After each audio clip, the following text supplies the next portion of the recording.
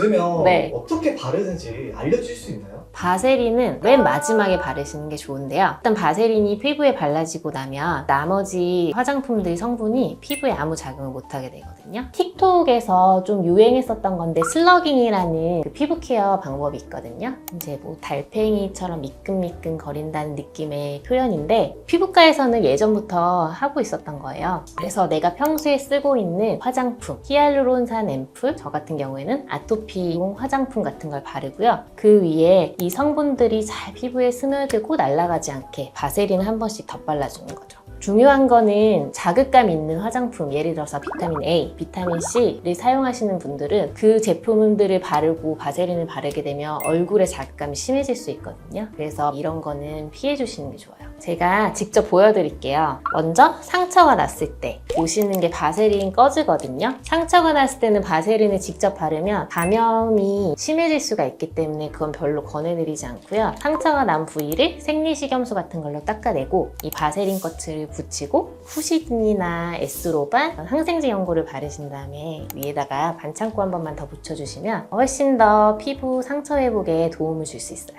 두 번째, 손습진이나 손이 건조하신 분들, 큐티클이 많이 일어났다 하시는 분들은 바세린을 발라주시고, 이건 다이소에서 구매한 건데요. 안에 젤이 좀 발라져 있어요. 이렇게 끼시면 연고 흡수율도 높아지고 바세린도 더 잘 스며들어서 손을 더 촉촉하게 유지하실 수 있어요. 그리고 주름 예방하는 방법, 히알루론산 앰플을 먼저 얼굴에 발라주고요. 그 위에 아토피용 보습제가 있으시면 한 번 더 바르시고 눈가 주변이나 가 주변 그리고 목 부위에 바세린을 발라주시면 히알루론산 성분들이 더 흡수되고 날아가지 않기 때문에 피부를 촉촉하고 주름을 예방하는 효과를 극대화시킬 수 있어요. 밤에 바르시는 순서를 말씀드리면 토너 그리고 간단한 세럼을 바르시고요. 만약에 내가 쓰는 화장품 연고가 있다 하시면 그 다음 연고 마지막으로 바세린을 발라주시면 돼요. 낮에는 어떻게 발라야 될까요? 낮에는 안 바르셨으면 좋겠는데요. 아무래도 기름 성분이다 보니까 얼굴이 좀 탈 수도 있고요. 그리고 낮 동안은 피지 분비가 더 많기 때문에 트러블을 유발할 수 있어요. 그래서 밤에 주로 바세린은 바르시는 게 좋고요. 굳이 발라야 된다 하면 선크림까지 바르시고 맨 마지막에 눈가 주변이나 입술, 입가 주변만 살짝 발라주시면 좋을 것 같아요. 종합적으로 다시 말씀드리면 낮에는 스킨, 로션, 그리고 선크림, 그리고 마지막에 바세린을 바르시면 되고요. 만약 화장을 하는 경우는 선크림과 바세린 사이에 화장을 해주시면 돼요.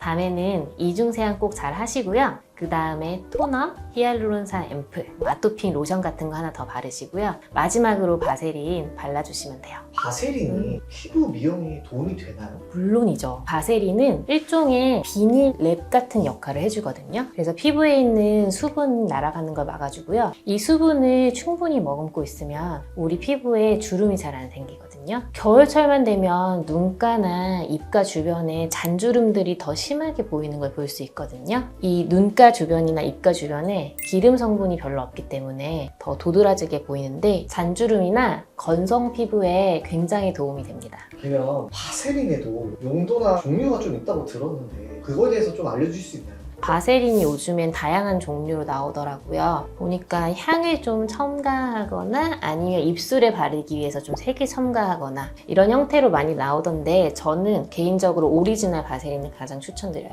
바세린이 좋은 장점 중에 하나가 단일 성분이기 때문에 알레르기를 잘 안 일으킨다는 장점이 있거든요. 근데 색깔이나 향을 느끼게 되면 아무래도 알레르기 유발 가능성이 높아져서 이 단일 오리지널 바세린을 쓰시는 게 가장 좋다고 볼 수 있죠. 피부염이나 아토피 아니면 모공 각화증 뭐 이런 데 써도 괜찮을까요? 피부염이 있는 환자분들에게 잘 쓰면 굳이 연고를 바르지 않아도 피부를 깨끗하게 유지할 수 있어요.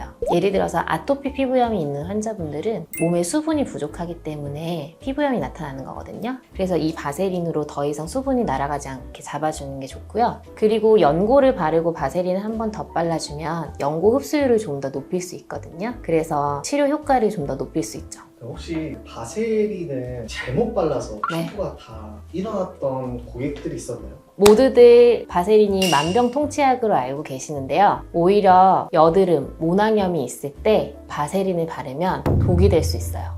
실제로 피부과에 바세린을 사용하고 오셔서 더 문제가 있는 경우도 많은데요. 예를 들어서 여드름이 있는 피부에 바세린이 좋다고 해서 막 발랐다가 너무 심하게 뒤집어지셔서 먹는 약을 뭐 한 달 정도 쓰고 바르는 연고 처방해드려서 겨우 낫게 한 기억도 있거든요. 바세린은 건조한 피부를 가지신 분, 잔주름을 예방하고 싶은 분들 위주로 쓰셨으면 하고요. 이미 눈가 주변에 깊게 패여있는 주름은 이 바세린으로 어떻게 할 수는 없거든요. 그런 분들은 가까운 피부과 전문의들 찾아서 꼭 상담 받아보셨으면 좋겠습니다.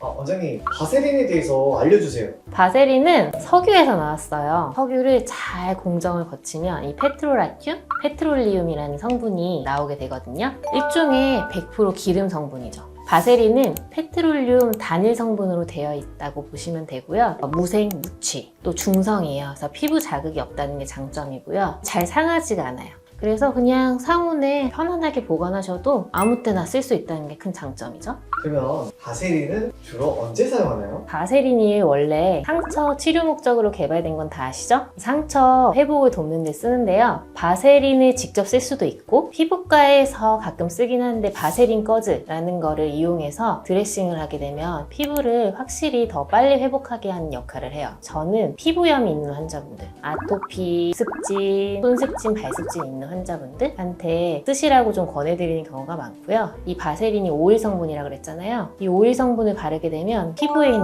수분이 날아가는 걸 막아주거든요. 이 피부에 수분이 잘 머금고 있어야 얼굴에 주름이 생기지 않거든요. 그래서 주름을 예방하는 목적으로도 쓸 수 있어요. 바세린을 바르고 난 후에 저녁에 저희가 씻잖아요. 깨끗하게 혹시 지우는 방법이 있을까요? 아까도 말씀드린 것처럼 이거 기름 성분이잖아요. 그래서 꼭 이중세안 하셔야 되거든요. 클렌징 오일로 한번 닦고 그 다음에 홈 클렌징 같은 걸로 한 번 더 깨끗하게 닦아내야지 모공을 막지 않고 여드름을 유발하지 않아요. 오늘은 만병통치약으로 잘못 알고 계신 바세린에 대해서 알아봤는데요. 바세린을 꼭 올바르게 사용하셔서 약간의 주름 예방과 건조한 피부를 개선시키는 데 사용하셨으면 좋겠습니다. 도움이 되셨다면 좋아요, 구독 부탁드리고요. 또 궁금한 사항 있으시면 댓글에 남겨주세요. 제가 보는 즉시 꼭 답변 달아드릴게요. 감사합니다.